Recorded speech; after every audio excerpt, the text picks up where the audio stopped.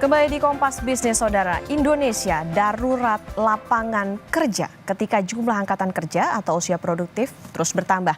Apakah strata pendidikan menjadi jaminan mudah dan layaknya pekerjaan yang didapat?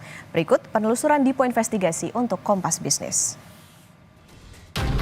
Saudara, selain persoalan terkait dengan pemutusan hubungan kerja dan juga perlambatan ekonomi, khususnya di triwulan pertama di tahun 2025, tetapi publik kita juga menghadapi salah satu tantangan yang cukup sulit untuk kemudian dilewati, yaitu mencari pekerjaan. Bahkan kalau kita lihat data ya saudara, angka yang kemudian dikeluarkan oleh International Monetary Fund atau IMF menunjukkan di tahun 2024 Indonesia menempati posisi pertama dengan jumlah angka pengangguran tertinggi di ASEAN, bahkan mengalahkan beberapa negara termasuk Filipina, Malaysia, dan terpaut cukup jauh dengan negara Thailand. Saya berada di kawasan Johor Bahru. Pemprov DKI menyelenggarakan job fair ataupun bursa kerja. Saya akan mencoba menelusuri dan juga mencari bukti sejauh mana kesulitan dari masyarakat kita untuk mencari pekerjaan. Ikuti saya, saudara. Salah satu proses yang harus dilakukan oleh para pencari kerja adalah melakukan scan barcode, yaitu siap kerja oleh penaker, dan juga ada barcode untuk apply lowongan di perusahaan. Ini milik dari festival nyari kerja. Oke. Berarti yang masuk harus scan dulu ya, Kak? Oke, baik. Kita izin masuk ya.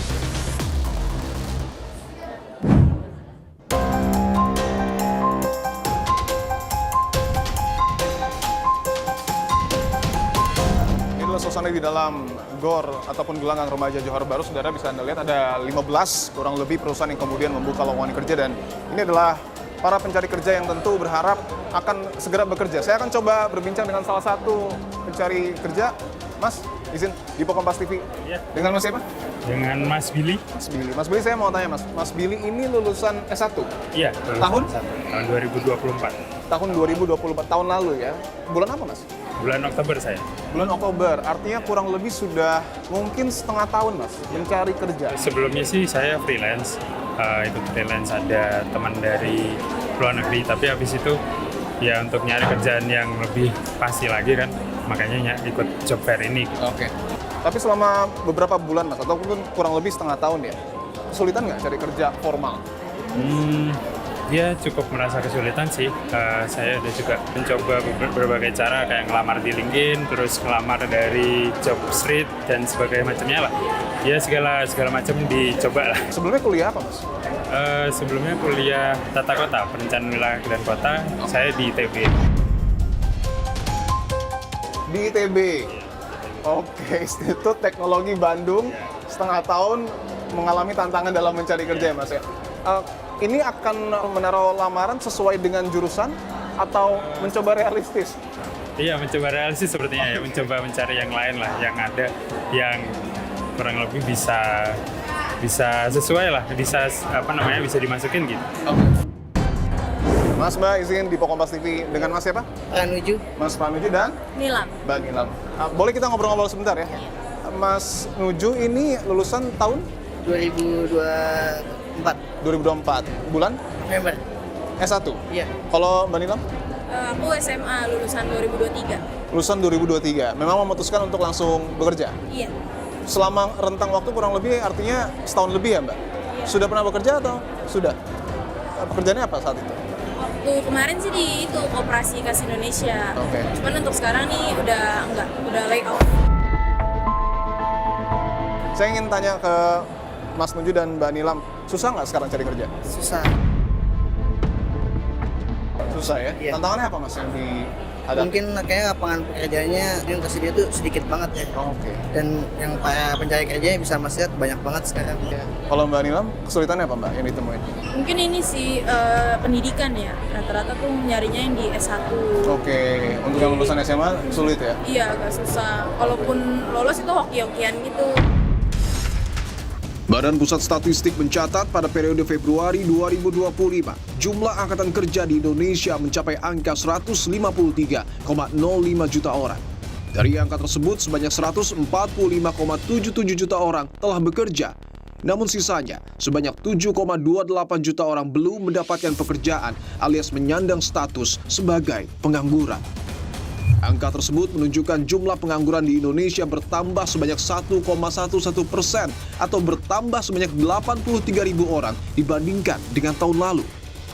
Namun tantangan pemerintah tak berhenti sampai di situ. Masifnya pemutusan hubungan kerja juga menjadi salah satu penyebab meningkatnya angka pengangguran.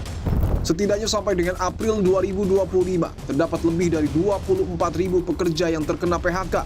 Jumlah ini bahkan sudah menyentuh angka sepertiga dari total PHK di tahun lalu. Saya ingin tanyakan dulu Prof, bahwa kita tahu sebelumnya juga cukup banyak fenomena masyarakat kita yang tumpah ruah di sejumlah daerah untuk kemudian mencari pekerjaan. Melihat fenomena ini, apakah dapat dikatakan Indonesia saat ini masuk dalam kategori darurat lapangan pekerjaan? Pertama tentunya gini, kita melihatnya perspektif yang juga lebih makro ya, bahwa tadi melimpahnya calon-calon pencari kerja di dalam bursa-bursa kerja ini menimbulkan semacam katakanlah tantangan bagi kita untuk menyediakan banyak sekali hal-hal seperti itu di tempat-tempat yang lain.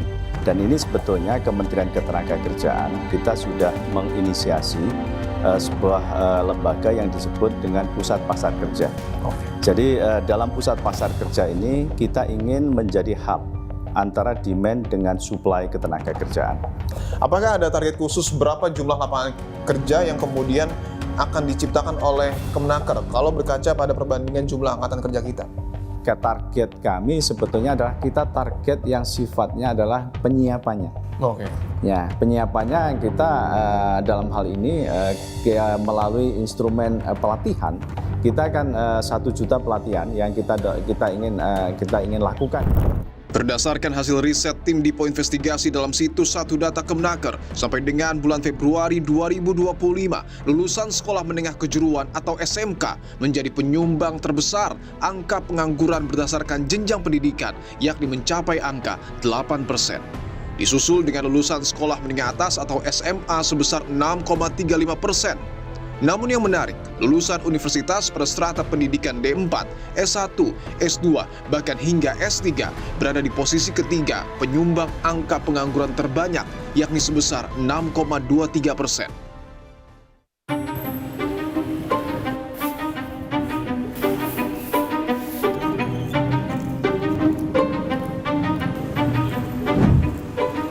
Saudara, tentu tidak akan ada yang menyangka bahwa petugas PPSU yang berada di seberang sana adalah lulusan sarjana S1 dari salah satu universitas di Jakarta. Saya akan ajak berbincang saudara petugas PPSU bernama Rifki yang pada akhirnya memutuskan untuk menjadi petugas PPSU meskipun strata pendidikannya adalah S1. Ikuti saya saudara.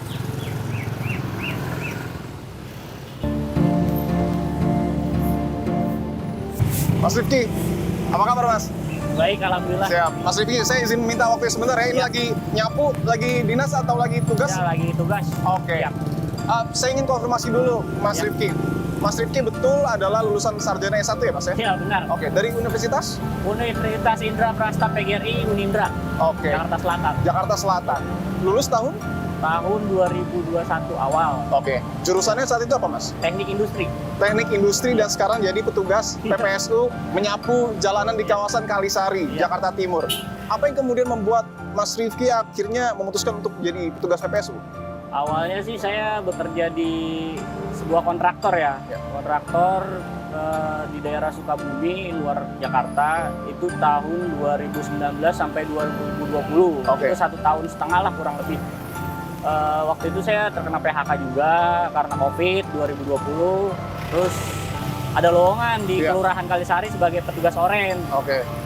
Saya cobalah. Akhirnya ya alhamdulillah saya dapat. Nggak sayang Mas, lulusan sarjana S1 teknik industri loh. Kalau dibilang sayang sih karena ekonomi, terus cari kerja susah, apalagi di Jakarta. Walaupun S1 juga kemungkinan masih banyak yang belum bekerja sih. Mas, saya ingin langsung kepada pokok persoalan bahwa kita tahu data dari BPS menunjukkan meskipun persentase tingkat pengangguran terbuka itu menurun. Tapi kalau kita lihat angkanya, ada penambahan jumlah pengangguran Mas sebanyak kurang lebih 83.000 pada tahun ini, ataupun naik kurang lebih 1,11%. Secara total ada total pengangguran 7,28 juta orang. Apakah bisa disebut saat ini Indonesia sedang darurat lapangan pekerjaan? Ya, karena kalau kita lihat ya, pengangguran itu kita bedakan berdasarkan usia aja. Ya.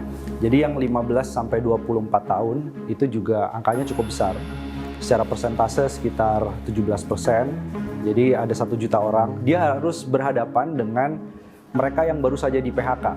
Oke. Untuk bisa bersaing di lapangan kerja yang semakin sempit.